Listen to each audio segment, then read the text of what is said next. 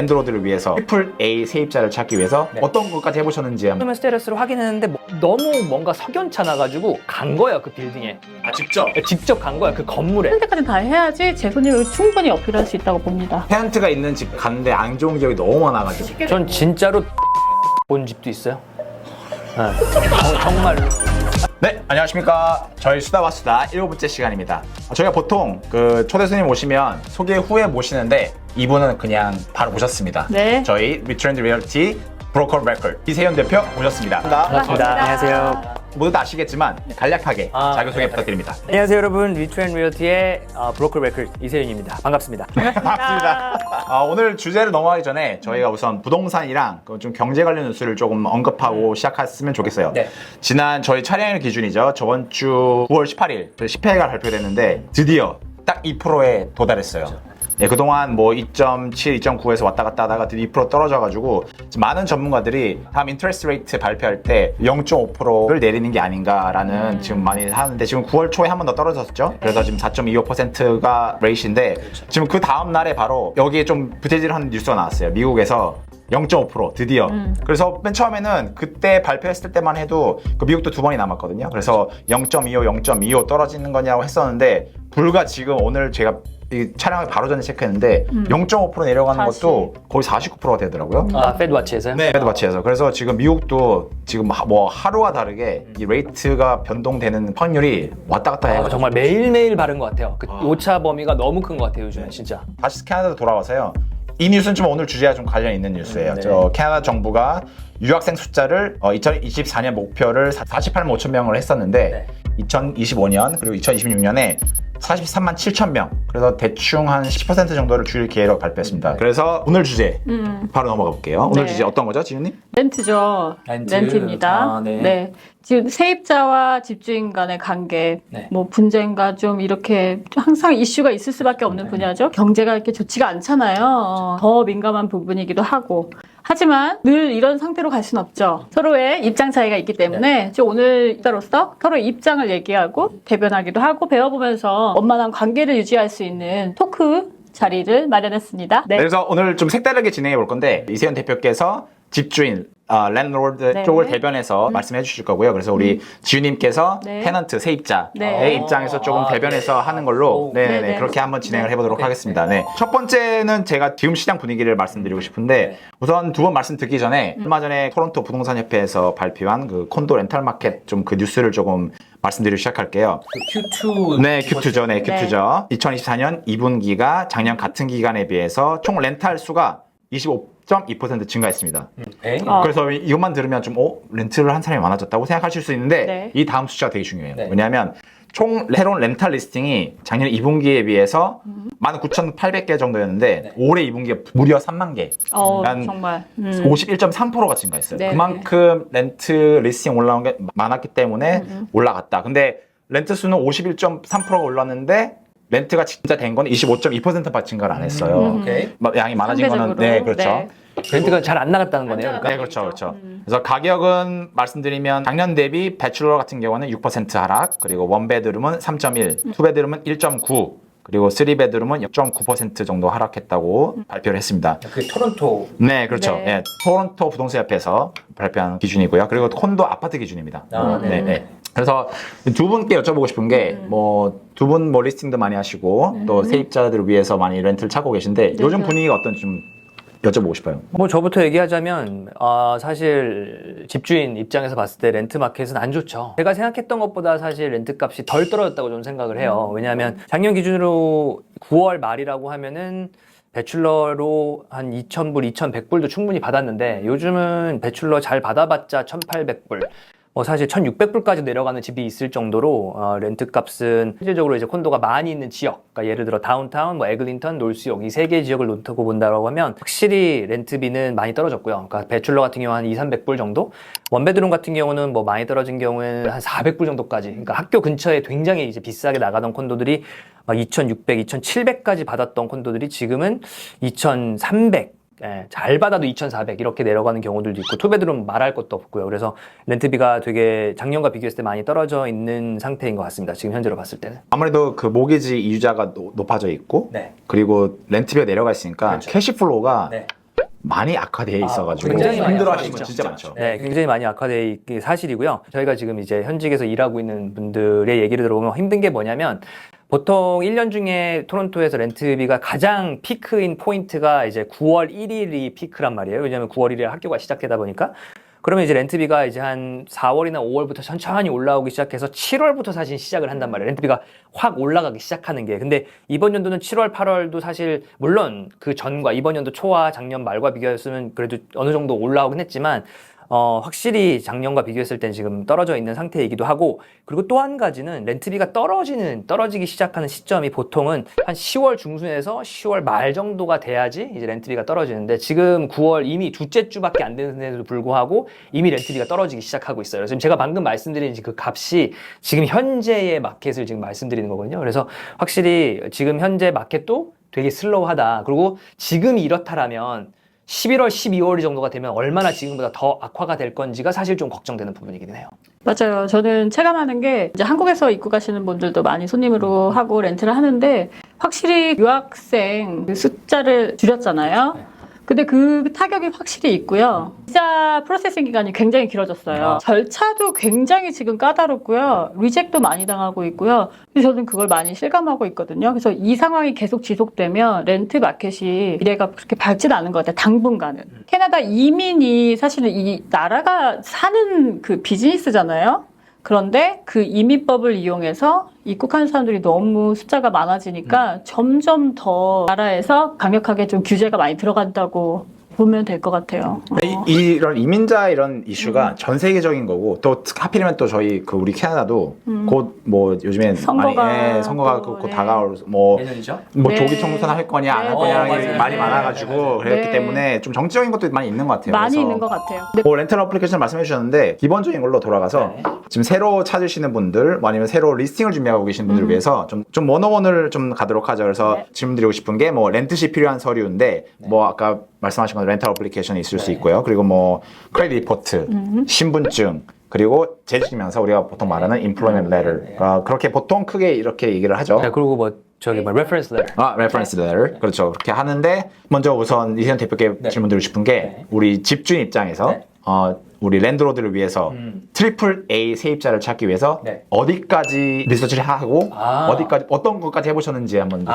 스크리닝하는 그런 그렇죠. 이제 오퍼가 이제 들어오게 되면 스크리닝하는 그 프로세스에 대해서 여쭤보시는 거죠. 말씀하신 것처럼 아주 기본적인 거는 이제 employment letter, 그리고 이제 rental application, 그리고 이제 reference letter, credit report 이렇게 있는데, 가면 갈수록 가짜 rental application들이 늘어나고 있는 것 같아요. 그러다 보니까 뭐 employment letter가 온다라고 하면 그 employer한테 연락을 해서 이 사람이 진짜 지금 일하고 있는 건지, 이 letter가 이제 정말 legit한 건지 이제 물어보는 거 당연한 거고요. 지금 현재 랜드로드, 그 전 랜드로드의 정보까지 이제 렌털 애플리케이션 쓰셔야 되거든요. 그래서 그걸 보고 그분들한테 다 연락을 해서 다시 한번 이제 확인하는 거. 만약에 두 명의 인포메이션이 다 있다라고 하면, 저는 사실 다큐멘트가 온 것에 대해서 이게 정말로 사실인지 안 사실인지를 확인하는 것도 중요하지만, 이 모든 서류가 다 make sense 하는 건지, 다 얘기하는 것들이 다 맞는 건지, 그리고 또 어떤 회사에서 일한다라고 했는데 employment status를 확인했는데 너무 뭔가 석연찮아가지고 간 거예요, 그 빌딩에. 직접 간 거야, 그 건물에. 근데 희한하게 갔는데 그 회사가 없어요. 네, 구글에는 레지스터가 되어 있는데. 그래서 네, 페이퍼 컴퍼니였던 것 같아요. 그래서 그런 적도 있었던 것 같아요. 그래서 저는 좀 약간 모르겠어요. 저희 회사에서는 뭐 탐정 수준이라고 얘기할 정도로 제가 제 몸이 편해야 되니까 좀 그렇게까지 좀 하는 편인 것 같아요. 한국 손님들은 뭐 이렇게까지 해야 돼, 당연히 그래요. 근데 사실 집주인을 생각해 보면 저희 여기 보증금이 없어요. First and last month를 먼저 내는 선불이지. 이게 우리 보증금이 전혀 없어요. 그래서 이제 소유자한테 그걸 자꾸 얘기를 하죠. 이 집에 살 수 있는 안전한 사람이라는 거를 증명해내자. 저는 별의별 거 다 내요. 뭐 집을 더럽게 쓸까봐 그러면은 지금 집 사진 한번 보내줘 보세요. 전 집 사진도 첨부하고 그랬었어요. 가족 사진은 물론이고. 이 하는 데까지 다 해야지 제 손님을 충분히 어필할 수 있다고 봅니다. 그 한국 분들은 좀 많이 그렇게 안 하시는데, 왜 그 인터뷰 하시는 분들도 많이 있잖아요. 인터뷰 많이 해요. 한국 분들 많이 한국 해요. 분들 요즘에 많이 하세요? 짐으로 많이. 그러면은 보통 그런 데서 어떤 질문들을 보편적으로 하시는지.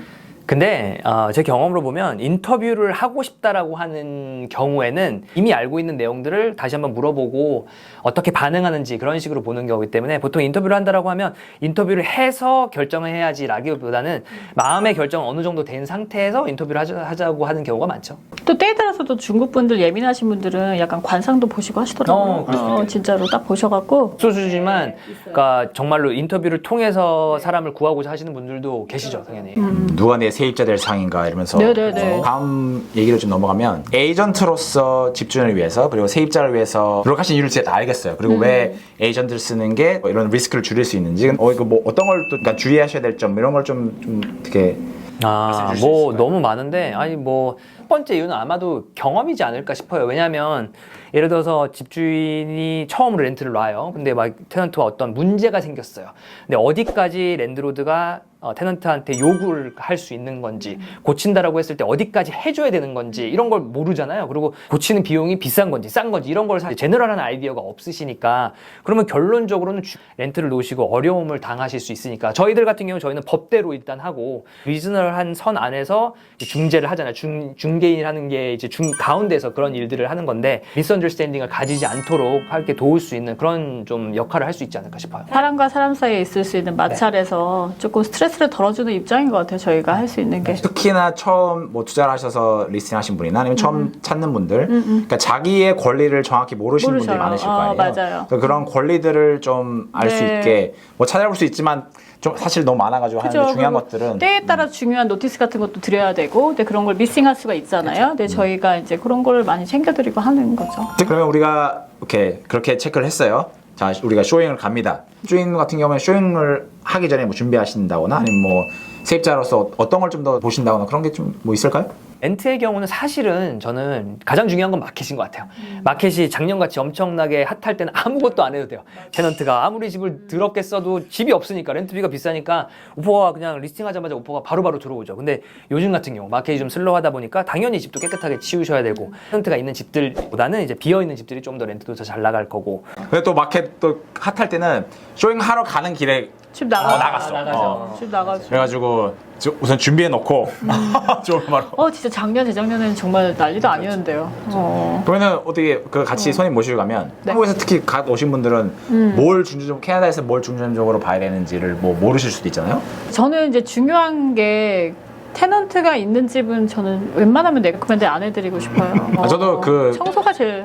테넌트가 있는 집들을 갔는데 안 좋은 기억이 너무 많아가지고 손님한테도 웬만하면 저희 이런 경우 많으니까 저희가 뭐 집이 많으니까 요즘 같은 경우는 빈 집을 위주로 저희가 보여드리고 싶습니다라고 해가지고 이렇게 그게 많이 참 이동을 집이 하거든요. 편해요. 딜도 더 쉽게. 전 진짜로 본 집도 있어요. 네. 정말로. 아니 정말 하우스 렌트였는데 하우스로 내려간 김에 강아지가 근데 사람 사이즈예요. 그치, 큰 강아지도 네. 아주 깜짝 놀랐잖아요.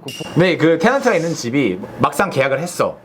근데 테넌트가 있는 집은 또 리스크가 있잖아요. 그렇죠. 그러니까 이게 지금 그 악용하는 사람들 때문에 항상 이 분쟁도 너무 커지고 이게 약간 지금 뭐 집주인은 악마 모습 맞아요. 테넌트 시키죠. 악마화 돼 있어. 그리고 선거 때문에도 많이 그렇게 그렇죠. 이용을 하고 하니까 솔직히 그렇지 않는 집주인도 너무 너무 많고 많죠. 너무 나이스한 테넌트도 정말 그럼요. 많거든요. 맞아요. 음. 그러니까 이게 그래서 저는 두 가지가 되게 중요하다고 생각하는데 첫 번째로는 그렇기 때문에 스크리닝이 정말 중요하다고 생각을 맞아요. 하고 정말 시작부터가. 스크리닝을 일단 잘하면 그렇게 정말 문제가 될 만한 테넌트가 오는 경우가 저는 많이 줄어든다고 생각을 해요. 두 번째는 집주인분들이 어떻게 테넌트분들을 대해주냐도 되게 중요한 것 같아요. 예, 첫 단추가 중요하다는 것처럼 처음에 들어왔을 때부터 되게 웰커밍하고 우리 집에 온 걸 환영해라고 이렇게 하고 하는 그런 입장을 가지고 있는 랜드로드 분과 너 테넌트가 우리 집에 사는 거지 깨끗하게 잘 써라라고 하는 그런 생각을 가지고 내놓으시는 분들이랑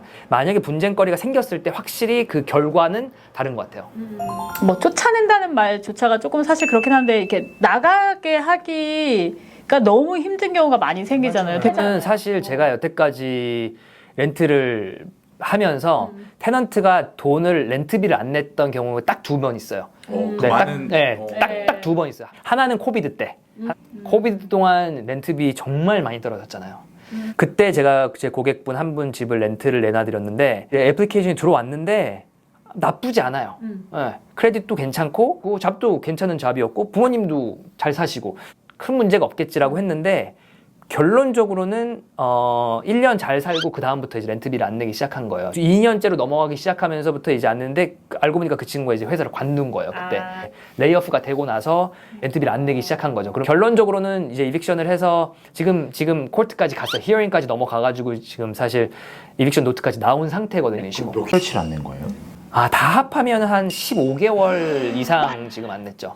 근데 렌트비도 거기가 렌트비가 되게 나쁘지 않은 곳인데 코비드 레이트로 받았었으니까 그때도 엄청 낮게 이제 렌트를 나갔었던 건데 문제를 많이 일으켰죠. 그래서 마켓이 안 좋았고 손님이 빨리 렌트를 원하셨던 분이셨기 때문에 만약에 지금 돌아간다라고 해도 다른 옵션이 없지 않았을까. 그러면 동시에 제가 굉장히 죄송한 것도 사실이에요. 제가 뭔가를 잘못한 건 아니지만 그런 경험을 하게 해드렸다는 그 사실 자체가 굉장히 자책이 돼요, 사실은. 항상 매년 발표되는 렌트 인크리스 가이드라인이 있는데 내년 같은 경우는 2.5%이거든요. 네. 근데 이게 룰이 있어요. 모든 거에 적용되는 게 아닙니다. 그렇죠? 네. 그래서 2018년 11월 15일부터 오큐펜시를 한 건물들은 제외하고 그렇죠? 그 전에 입주한 건물들에만 해당되는. 자, 근데 이거를 제가 조금 더 일라보레이트를 좀 해야 될 것 같아요. 왜냐면 이게 맞는데 더 정확하게 알아야 되는 거는 이게 그 건물 같은 콘도 안에 1층은 11월 10일에 됐는데 뭐 위에 층은 12월 1일에 된 거예요. 예를 들어서. 근데 내가 아큐펜시 실제적으로 들어온 거는 뭐 내년 3월에 들어왔어. 그럼 내가 3월에 들어왔으니까 그 건물의 첫 번째 유닛이 언제 아큐파이가 됐느냐가 기준인데 이걸 사실 아는 사람 별로 없거든요. 네. 이걸 알 수 있는 근데 그게 거는 원래- 사실은 어떻게- 시에 가서 그 서티피케이트 같은 게 있는데 그걸 뭐 그거까지 체크하시는 분은 거의 없으니까. 그래 사실 그 렌트 인크리즈 컨트롤이 있어도 주위 시세가 있기 때문에 그쵸. 뭐 되게 많이 올릴 수는 없잖아요. 그렇기 때문에 만약에 내가 집주인일 때 좀 나는 우리 집이 이만큼 가치가 있는 것 같은데 이만큼 올려? 그러면 그 집은 공실이 그만큼 길어지는 것 같아요. 그럴 수 있죠. 네. 더 늘릴 수 있는 방법도 여러 가지가 있어요. 그렇죠? 예를 들어서 뭐 재산세가 얼마 이상하면 올려야 되는 그런 룰들이 다 자세한 게 있습니다. 자세한 걸 알고 싶으면 찾아보시거나 저희 에이전트한테 연락을 주시면 저희가 정확하게 알려드리도록 하겠습니다. 자, 그러면 우리 피디님 같은 경우에는 어때 뭐 궁금한 거 뭐 있으실까요? 어떤 거? 콘도 세입자가 계약 종료보다 한 달 일찍 나갔으면 나머지 달 렌트비를 돌려줘야 할까요? 예를 들어 뭐 본인들이 뭐 10월 말까지인데 9월 말에 나가겠다고 하더라고요. 그러면 어떻게 해야 하는지. 이런 경우는 사실 굉장히 클리어한 것 같아요. 그러니까 지금 뭐 한 달이지만 그게 아니라 뭐 6개월 살고 나가고 싶다 이럴 수도 있잖아요. 결과적으로는 같은 거거든요. 왜냐하면 내가 계약을 1년을 했는데 1년을 계약을 해놓고서는 1년이 아닌 시간을 나간다라고 하면 it's a breach of contract 하는 것이기 때문에 한 거죠. 네, 불이행이기 때문에 당연히 못 받죠. 그 한 달을 랜드로드한테 당연히 돌려줘야 될 의무가 없고요. 그런데 예를 들어서 6년을 계약을 했는데 6개월만 살고 뭐 상황이 생겼어요. 한국에 돌아가야 돼. 예를 들어서 그런 일들이 생기니까 실질적으로 그런 경우에 정말로 6개월을 다 줘야 되냐라고 하면은 현실적으로 생각을 해봤을 때 랜드로드가 이 테넌트가 6개월만 살고 나간대요. 그리고 이 사람은 한국 갈 거래.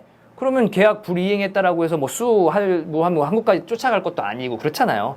그러면 보통은 그 어느 정도의 리즈너블한 선 안에서 내고를 하죠. 그게 보통 2-3달 안에서 이루어지는 것 같아요. 그래서 1년 선불을 좀 많이 하는 경우가 많잖아요. 그럴 경우에 조금 분쟁이 있을 수 있거든요. 그쵸. 이미 옷을 다 팔아놨으니까. 이미 냈고 계약서 상에도 사실은 1년 선불을 냈다는 거는 그거는 그냥 이미 낸 돈이거든요. 그걸 다시 돌려받는 건 사실은 현실적으로 어렵죠. 어려운 것 근데 같아요. 가끔씩 정말 좋은 랜드로드 분들이 어느 정도로 돌려주긴 하죠. 그럼 한두 달 돌려줄게. 내가 만약에 바로 세입자를 받아서 공실이 짧거나 뭐 이럴 경우에 조금 이렇게 몇 달어치 돌려- 한두 달어치 네, 돌려준다던가. 그런 건 있는데 사실은 못 받는다고 생각하고 계약하실 때도 생각하고 계셔야 될 것 그쵸, 같아요. 맞아요. 자, 그러면 이렇게 우리 오늘 렌트 네. 관련 대화는 이 정도로 마무리하고요. 사실 렌트에서 말씀드릴 게 너무 많거든요. 그래서 저희가 나중에 또 기회가 된다면 스페시픽한 디스커션을 가지고 렌트에 대해서 말씀드리겠고요. 혹시 더 자세한 정보를 알고 싶으시면 저희 리트렌드 리얼티한테 연락을 주시면 저희가 성심성의껏 답변해 드리도록 하겠습니다. 그럼 마지막으로 의 제한이 없다는 가정하에 네.